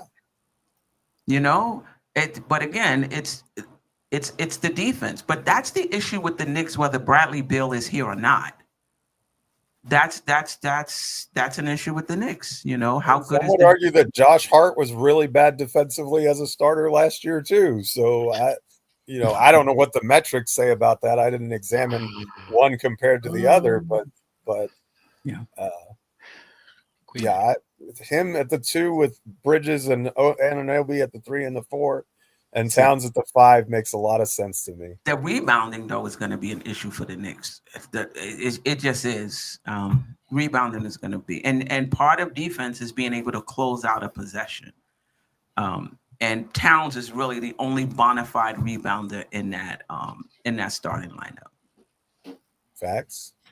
But let me ask you this. Would you, understanding that teams have more money, would you feel comfortable making that pitch? We only have the vet minimum, but you could start here, and this is a team that's a legitimate title contender, would you actually make that pitch to him? Yeah. To try to beat out the other teams? Yeah. What's the worst thing that can happen? He tell you no, he's not interested, and then you move on. You have nothing to lose. Right, but no, I guess my thing is, would you be willing to have him here as a starter? I guess the answer is yes. Absolutely. For vet minimum, yeah, you make the pitch. If he says no, he says no. But you can't. I mean, the front office actually kind of have to do that. That's their job to do that. I mean, if they don't make that phone call, then they're not doing their job. Yeah. I mean, shout to the chat, man. They're saying some real hilarious stuff in here, man. They're on fire tonight. Yeah, and feel free to put up some comments. Geoff, would you make that pitch or not really? I think you have to. Wow. I think you have to. But I think it makes sense. I like, in other words, in my opinion, the Knicks have a starting spot open. Like I think Hart belongs coming off the bench as a 6-man type. That's just my opinion. So, you know, if you're going to get a proven player like Beal, yeah, the rebounding is going to suffer, but it's getting stops. But they're not going to be getting too many offensive rebounds because we've been making all kinds of shots. Like, imagine what that also opens up driving lanes for Bridges and for driving lanes for Brunson, cuts for Bridges and Anunoby, things that they're very good at. You know, it would make a lot of sense. I just don't think that he's going to be available to the Knicks, but it's worth a shot. Dean Grant said, if I was Bradley Beal, would I take the vet minimum? Listen, the guy, he's still getting paid. He's still getting paid. So basically, he's given up $14 million overall. So they're gonna, if I'm not mistaken, they're gonna stretch him over what, 4 or 5 years. So he gets like a few years to make up that $14 million. He doesn't have to make it up in you know, right now. I don't know. If I wanted to start, if I'm hearing a team has said, you know what, we're gonna give you $8 million, but you're gonna come off the bench. You know, we're gonna give you $4 million or $10 million, but last year, you know, we're a young team. We're hoping to get out the first round. And another team comes and say, listen, we have the vet minimum, but you're gonna start on this team and you're gonna have an opportunity to win a championship. I would listen to that. I would listen to that. Particularly if I have money in the bank already and I know I'm having money coming to me every year. I would listen.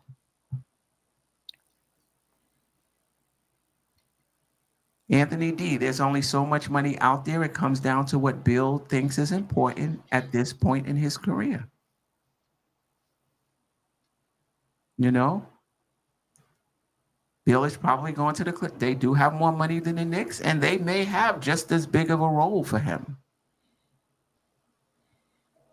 So if he is giving up, let's call it $14 million, it was a $110 million deal that he had left with them, I think. So that's $95 million over 5 years. That's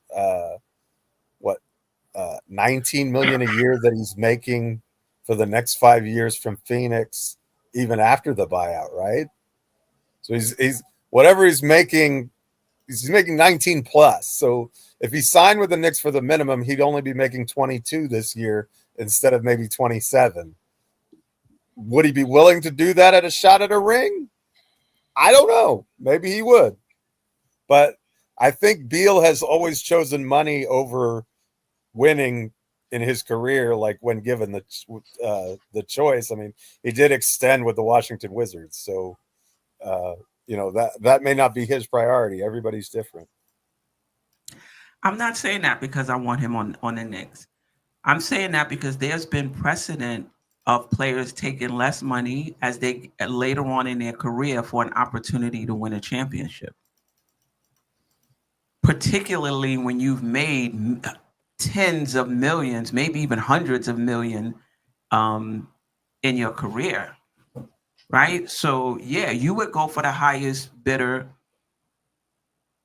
But if let's just say you've made 300 million over the course of your career, and it's time, and you have an opportunity to play on a minimum and win a championship, I'm not going to say what's another 5 million to these guys. I'm just saying there have been precedent. There's a precedent of players older in their career, later on in their career, going to teams on a minimum, taking less minutes for money for an opportunity to win a championship. Like, it's not new. Yeah, it's not new. All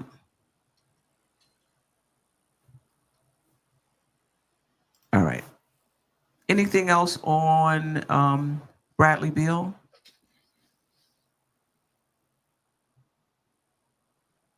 Me.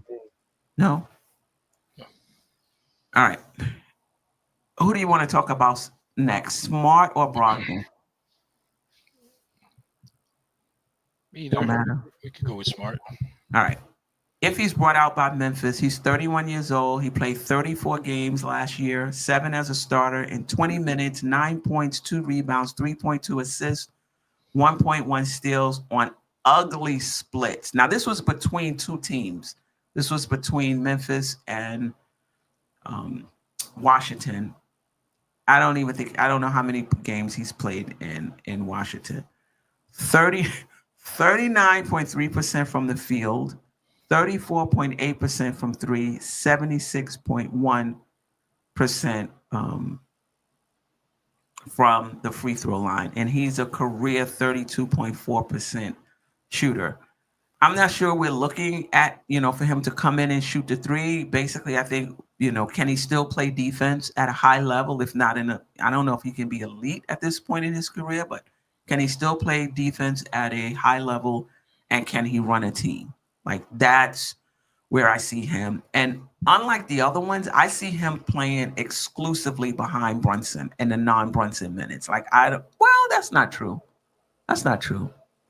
That's not true, because I could see him playing with Brunson as well, giving him some time off ball. Geoff, we'll start with you. Thoughts on Smart? I think Smart's washed. I think it's dog track time for Marcus. I haven't been impressed with him since he left Boston, and that was 2 years ago. Injuries have been a really big concern. At this point, I don't think there's anything he does better than Deuce McBride. So I don't think there's a lot to say. I kind of agree with Coach.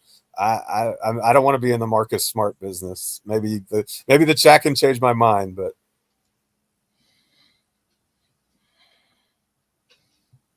Ajay? I'm with Geoff and whoever else is, Marcus Smart.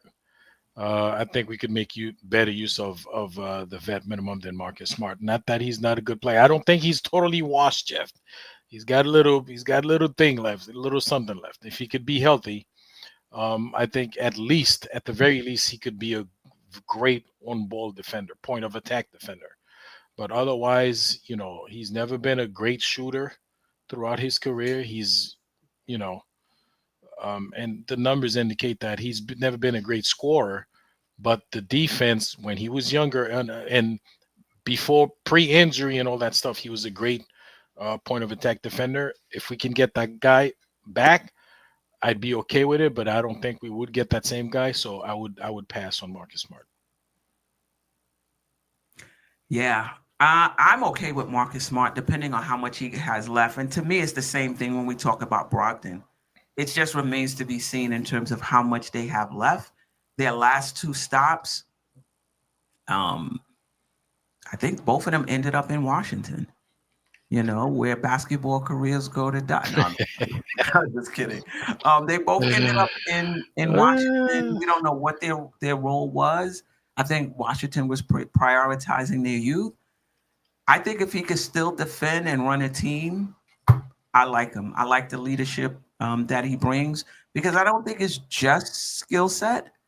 I think also it's leadership, and I think it's also being able to handle the rigors of the playoffs, So if he can still defend and if he can run a team, I would be okay with him on a minimum. But again, it remains to be seen what he has left. So he's a willing shooter. He's averaged over 4 3-point attempts per game. So he's not shooting them well, but he will he will put them up.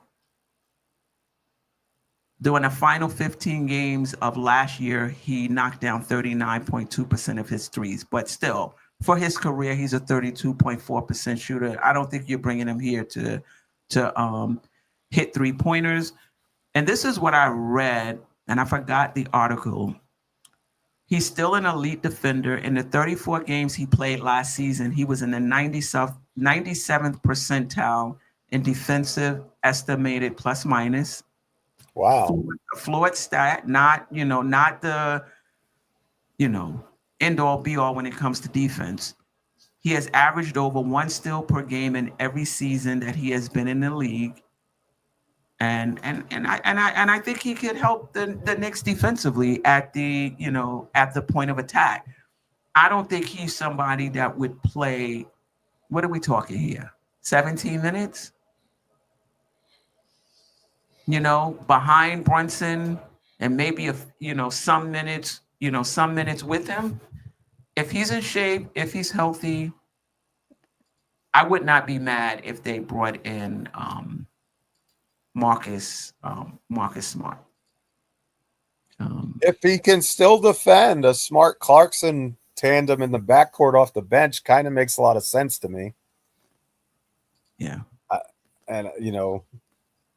If Mitch and Hart are on the bench too, though, that's again, you're talking about, Brick City, USA. I don't know how that's going to look, but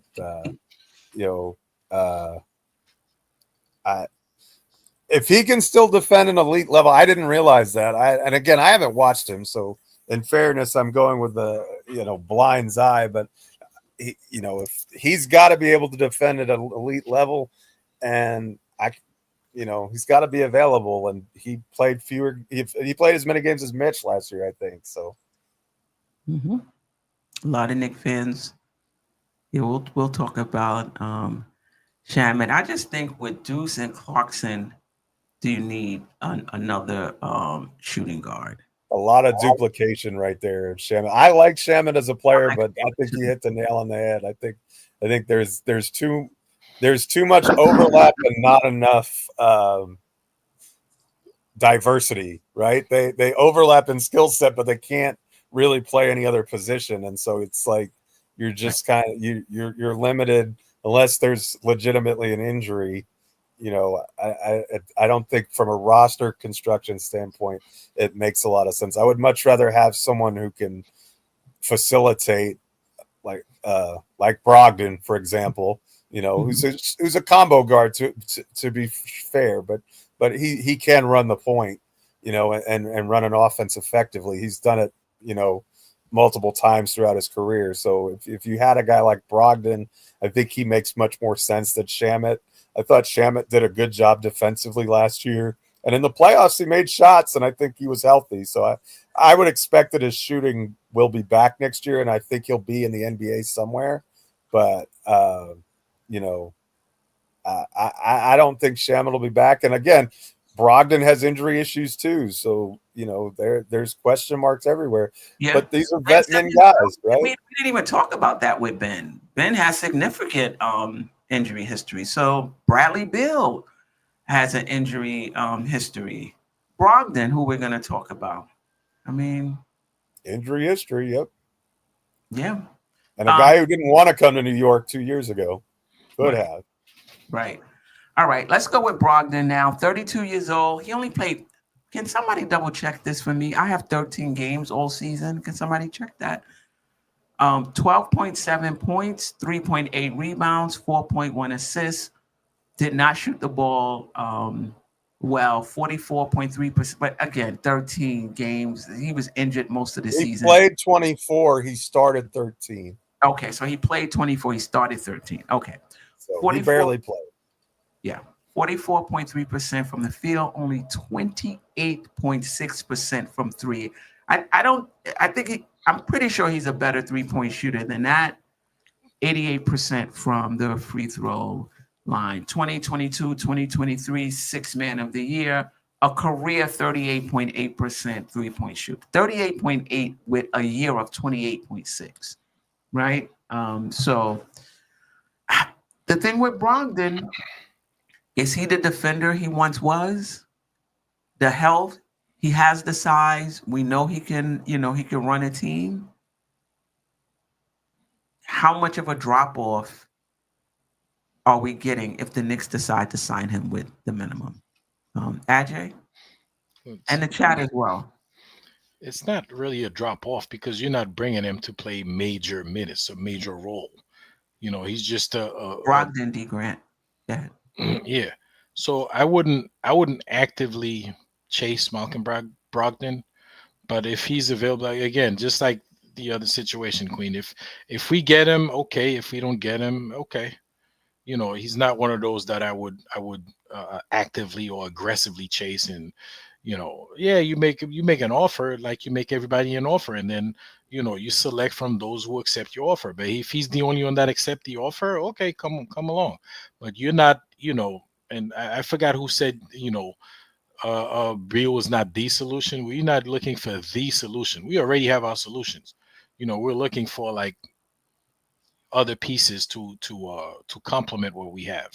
And if you have Malcolm Brogdon, you're not going to be looking for him to play 30 minutes a night. No. So it's he's again, I wouldn't be actively pursuing him. If as the front office, you do your due diligence and make him an offer, make everybody the same offer. Whoever you pick the best out of the ones who are willing to listen to you. But he's not going to make or break the team at this point in his career with his with his injury history, and he's clearly a declining player. So I whatever, it is what it is. Like if we get him, we get him. If we don't get him, we don't get him. Keep moving. Yeah, I agree with that, Geoff. Yeah, the ideal of Malcolm Brogdon fits perfectly off our bench. The current version of Malcolm Brogdon, I don't know. Like, is he ever going to see the light of day? I mean, 24 games is not very much. And obviously, whatever injury he had severely affected his shooting. So you would have to have a physical and be convinced that he was like, I do not want to pay him to sit on the bench and eat Cracker Jacks all season.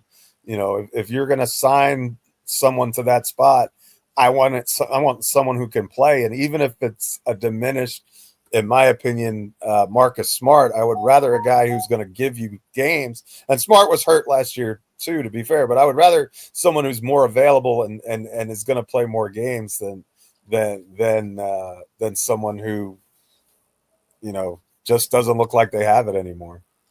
Yeah, I agree with that. That's the thing, Geoff. With Marcus Smart and Brogdon, because they didn't play a lot last season, like we don't really know where they are. And Brogdon, I don't know if Brogdon was injured, if Smart was injured, or again, if Washington was just prioritizing their young guys, and didn't want to play them, or maybe they got injured and they were ready to come back and they was like, nah, we're going to let our young guys rock. You don't know. We don't know. All right, let's get to the small forward. Unless if you want to comment briefly on Gary Payton the second, I believe he played for Mike Brown when Mike Brown was an assistant coach in Golden State. I didn't know he was 32. He's older than Marcus Smart and the same age as Brogdon. Wow, I thought he was younger than that. Yeah, I don't know a whole lot about Gary Payton II. From my understanding, he's a decent defender but doesn't shoot much. Well, is that accurate?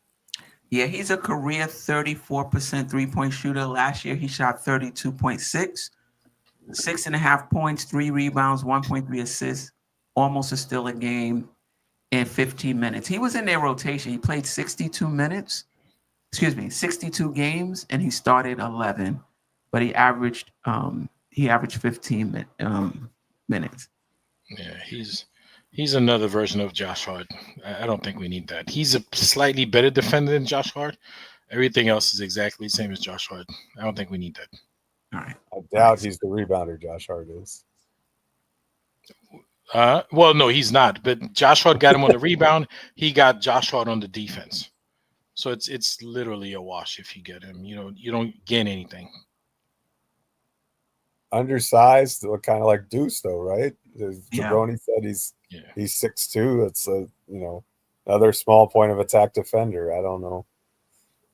I mean, I think one of the things that I want to point out is with these free agent signings or any signing, you can look at their stats per se, but I really look at their fit. So I get what you're saying, Ajay. I don't know if it's a wash because the Knicks can use like a point of attack defender changes a lot for the Knicks. Now, how many minutes he would get? Would he get that many minutes that he would change? Change us defensively? I'm not sure, but if we can get a point of attack defender on this team, I think it helps us a lot. Yeah, but you want a point of attack defender who could do other stuff. Right. Effectively. How many other things? Like A-Train said to Tony trying to get the 7 skills for $1. Like if you're so let's say you're a point of attack defender and you can run the set, you can initiate offense, and you're playing 15 minutes a game and you're a vet minimum guy, is that not acceptable? Queen, can Gary Payton run the set and set up the offense? If he can, why then don't we just sign DeLon Wright again?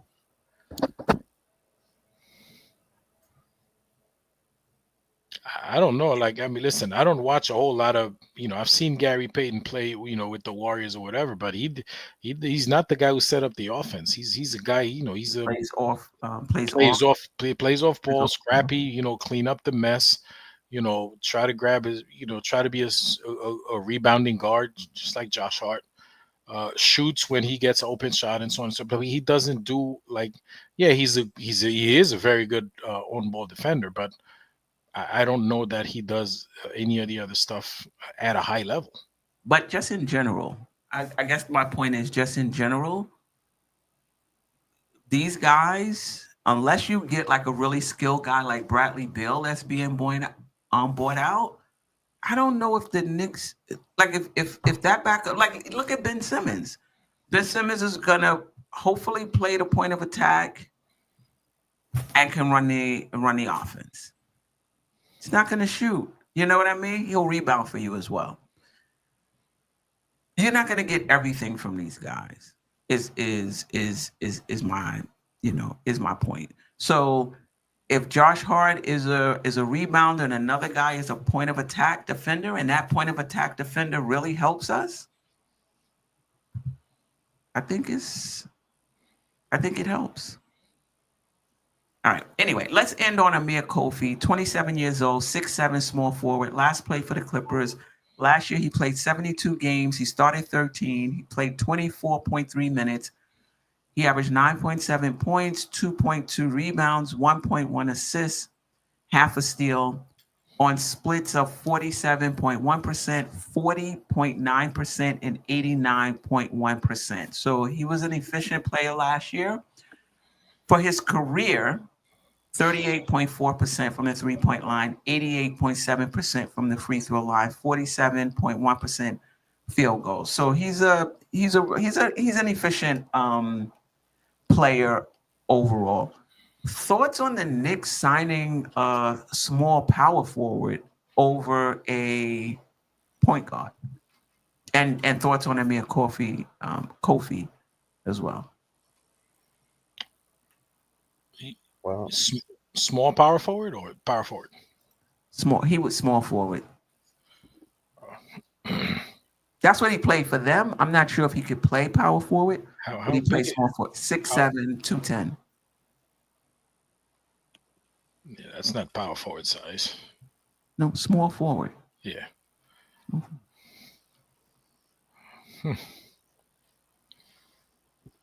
Listen, this particular guy, his stats to me. Hey guys, I got an emergency thing I gotta tend to. I'll catch y'all later. Okay. All right. Jeff. Hope it All works right. out. Good luck. Okay. Queen. So I'm looking at his stats. I don't find super impressive. You know, I'm looking at for his career, he's 6.7 points per game, 45% field goal, 38 from three, in 18 minutes. He's a vet minimum guy. Like what's the expectation for the vet minimum guys? He shot for his career 38% from three, 83.7% from the free throw line, 47% from the field.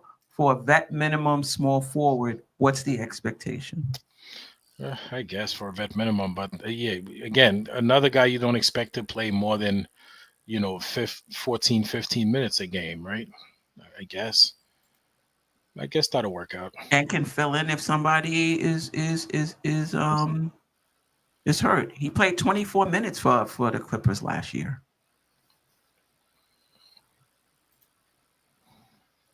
Yeah.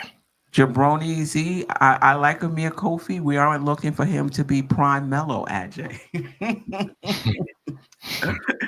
Trap Music said we don't need him at all. Okay. No, for a vet minimum, again, it's somebody I wouldn't, I wouldn't break the bank for him, but like you said, it's vet minimum. If we have him, he could be useful. But he's his age. He's not old, so that's good. But I mean, even for old guys, I feel like maybe 4 years ago when the Knicks were really young, you're like, why you want to sign a guy that's 32, 33? But for this team, if there was a 32 or 33-year-old vet who still had something in him, I don't think they need to be young. These are 1 year minimum guys.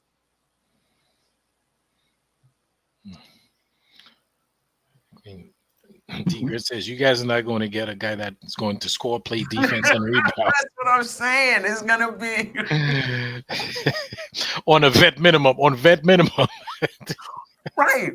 So you kind of have to figure out. Tony was talking about this. Shout out to Tony Crow. He was with us earlier talking about this on the show we did earlier. If you have a minute, check that out. We talked about Bradley Beal versus Ben Simmons. Like it was just on those two. Me, him, and Sim was talking about it. And he said, listen, you're not going to get everything. You got to figure out what do you want and who's the best player out there that can give it to you, right? You want a point of attack defender, somebody could set the offense. Who's the best guy you can get to do that? If you want a backup 3-point small forward who could shoot the ball, who's the best one out there? So the Knicks pretty much have to identify what they need. Right. Old Head said, Kofi takes away minutes from McCullough. Listen, Old Head, appreciate you, man. We've been rocking for a minute. I think that's over. Taking away minutes. The time to win is now. The time and the Knicks are doing the same thing, because if the Knicks were prioritizing these guys, they wouldn't have brought in. You already got Mitch and McBride coming off the bench, or it might be Hart, whatever. Two players from last year coming off the bench. You add Clarkson, you add Yabusele, and now you're looking to add one more vet. The Knicks are looking to, like, we're not making this up. This is the reports that the Knicks are looking to add one more player. So that's what we were talking about in terms of the Knicks talking out of both sides of their mouth, wanting to prioritize the development of the young guys, but yet they're signing veterans. Unless to them, prioritizing development, they're talking about in practice. Maybe that's what they're talking about. Okay. This is just a lack of focus. We want everybody to be able to do everything. Then we want to develop the young players. Then we want the coach to do all of this all at the same time. Yeah, I think the front office is on board with winning the chip now. Queen, I start this question that I want your opinion on. Would you guys consider, and shout out to Jabrani Z who said, would we consider starting Yabusele at the 4? I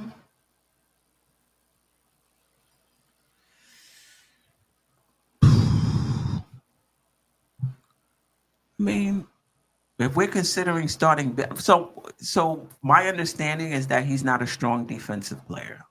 That's my understanding. And so now, and that I don't know what his rebounding percentage is. I know he averaged like 6 rebounds, 5.6 rebounds last year in 20 some odd minutes. But again, I think rebounding percentage tells a better story. Mm-hmm. If he's a good defender and rebounder, I would put him next to Cat. If he's not, he's not a terrible defender.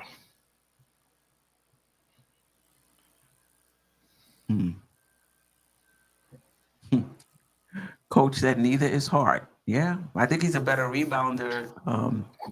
Queen, Mm-hmm. You want to hear something? Yeah. Not only I'd be okay with that, but I think they are going to start him. I think Mike Brown's going to throw him in the starting lineup. It's either because if he's not doing the double big lineup, which I don't think he is, I think because Yabusele's a more natural 4 than probably anybody else we have on that team right now. Does he have an advantage there? So to me, I think he has an advantage against other centers playing behind Cat. And you can play him with Cat, don't get me wrong. I don't know how much of an advantage he has at the 4 position defending 4s and 4s defending him. Right? I don't know how much of an advantage we're gonna gain. We're gonna gain from that. But it's gonna be interesting to see. They might. I'm just not sure what the advantage is. Curtis D. Young said Yabusele would be ideal playing next to Mitch off the bench. Yeah.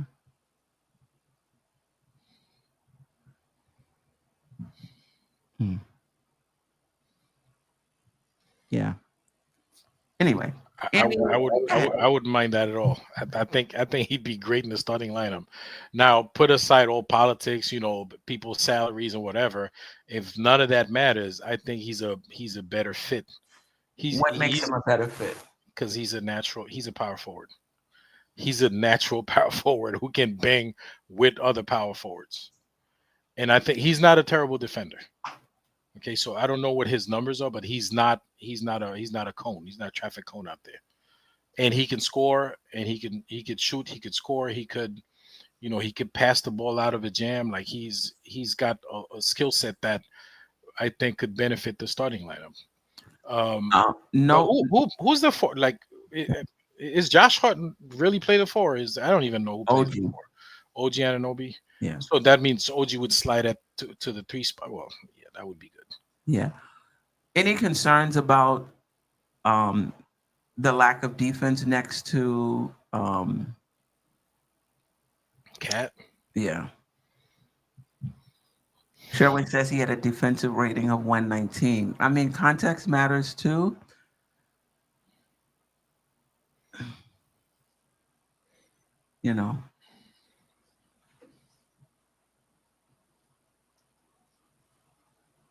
Yeah, he does stretch the floor. He does.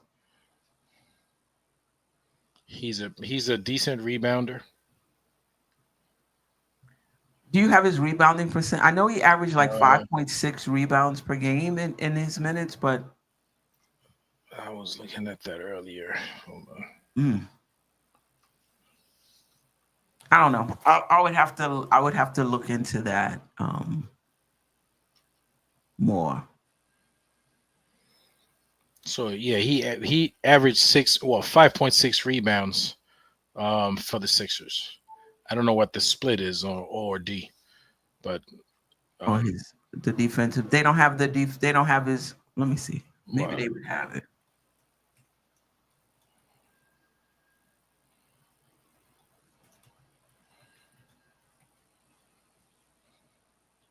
Anyway, any last words? Well, let's see what the let's see. Oh, before we go, Queen, what is when do we play our first summer league game? It's got to be this weekend, right? Friday.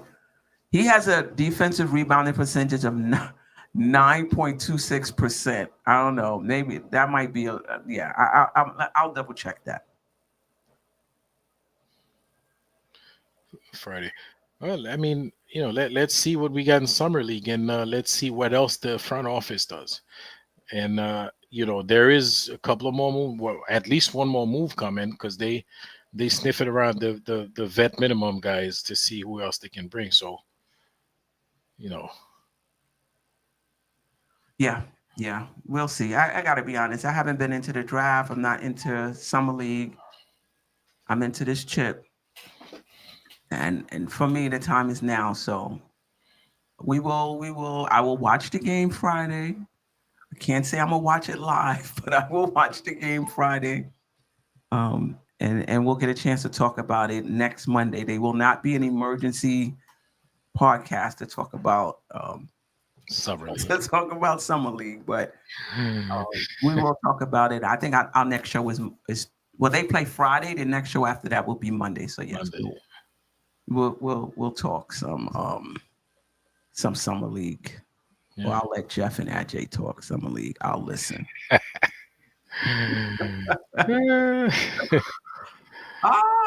Shout out to the chat. Appreciate you all.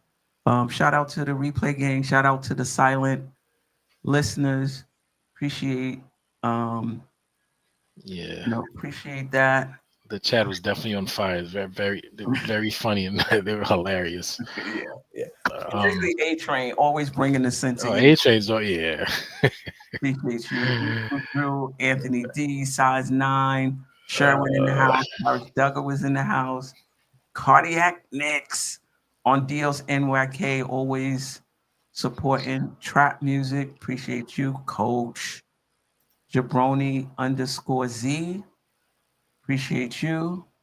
Shot Powers was in the house. Shout out to Real Knicks Talk. Him and Divine. Curtis D. Young, Ricardo, Nostalgic Nick. Rebuild and what Real King. Go ahead. Now, I was gonna say, make sure you hit the like button, man. 74 likes on 122 people watching on YouTube. Come on, man. Let's hit the like button.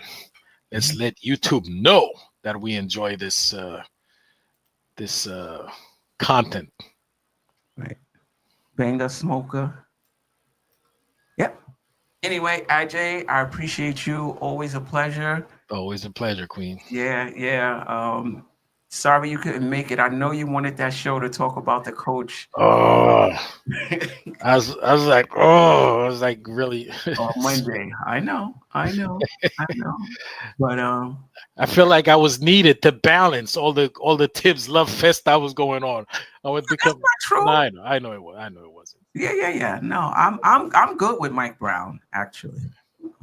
I think most people are coming around to the idea, but that Mike Brown. I think he's going to be a good coach. I think we're going to be fine. Listen, like I said, he doesn't have to be. You can argue whether he's better than Thibodeau overall. He's definitely more accomplished than he is. Shout out to Trey Barbershop Podcast who pointed that out to me. But he's better in the places we need him to be better, offensively and defensively. It remains to be seen whether he's a tactician. In terms of in-game adjustments in the playoffs, not the regular season, in-game adjustments, between game adjustments, it remains to be seen. But I like that we're getting some of what we got from Tibbs in terms of attention to details, somebody that's going to command the respect of the team, hold them accountable, something that, you know, there's mixed opinion on whether Thibodeau held them accountable or not, but he's going to bring some other things that Thibodeau didn't bring. Maybe play, more bench players, more offensive versatility, more defensive creativity. Maybe we'll see a zone. I know some in the chat's been calling for zone. We shall see. We shall see. We'll see. We'll see. Yeah. Anyway, until next time, shout out to Geoff. He had an emergency. Hopefully everything is all right. Mm-hmm. Shout out to Tony Crow, who from Knicks and Bruisers, who joined us earlier in the show. We will see you Thursday, 9 p.m. Yep. All right. Until next time, fam. Peace. Sister, you one of a kind. Yes. Sister, it's time you That's shine. Dope Soul. Where you at? Where you at? Dope Soul. Where you at? Where you at? Dope Soul. What? Dope Soul. What? Your soul. Where you